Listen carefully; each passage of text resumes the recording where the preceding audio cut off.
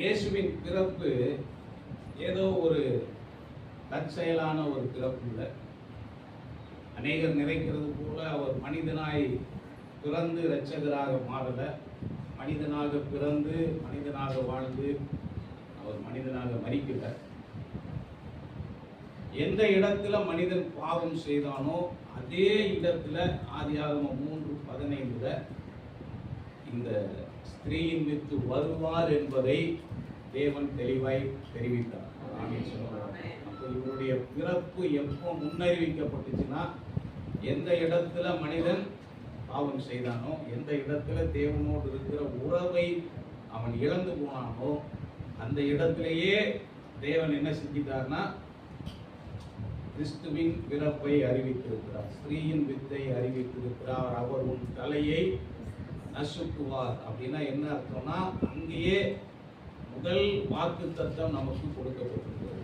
நான் சொல்லலாம், உண்மையிலேயே நமக்கு வாக்கு தத்தங்கிறது எதுனா, இயேசு கிறிஸ்து நமக்காக இந்த உலகத்தில் வந்து பிறப்பாருங்கிறது தான் வேதத்திலே நமக்கு இருக்கிற மிகப்பெரிய ஒரு வாக்கு தத்தம். ஆதியாகமம் 3:15 அந்த வாக்கு தத்தம் கொடுக்கப்படுகிறது. ஆதியாகமம் 4ஆம் அதிகாரத்திலிருந்து பழைய ஏற்பாடு முழுவதும் எதை நோக்கி பயணிக்குதுன்னா, எந்த வம்சத்துல யாருடைய தலைமுறையில எந்த ஸ்திரீயினுடைய வயிற்றுல இந்த இயேசு வந்து பிறக்க போகிறார் என்பதை தான் ஆதியாகமம் 4ஆம் அதிகாரத்திலிருந்து பழைய ஏற்பாடு முழுவதுமே நாம் என்ன செய்கிறோம், வாசிக்கிறோம்.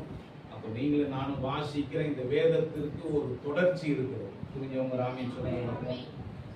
ஆதியாகமத்திற்கும் யாத்ராகமத்திற்கும் ஒரு தொடர்ச்சி இருக்கு. இப்படியே ஒவ்வொரு புத்தகத்திற்கும் ஒரு தொடர்ச்சி இருக்கிறது. அதனாலதான் மத்தேயு 1ஆம் அதிகாரத்திற்கு நீங்கள் வரும்போது ஆபிரகாமின் குமாரனும் தாவீதின் குமாரனும் ஆகிய இயேசு கிறிஸ்து நாங்கள் சொல்லும்போது ஒரு மிகப்பெரிய ஒரு வம்ச வரலாறு பட்டியல் நமக்கு கொடுக்கப்படுகிறது. அப்போ ஸ்திரீயின் வித்து எப்படியெல்லாம் யார் மூலமாலாம் வந்து இவர் அந்த ஸ்திரீயின் வயிற்றில் பிறந்தார் என்பதை வேதம் நமக்கு தெளிவாய் போதிக்கிறது.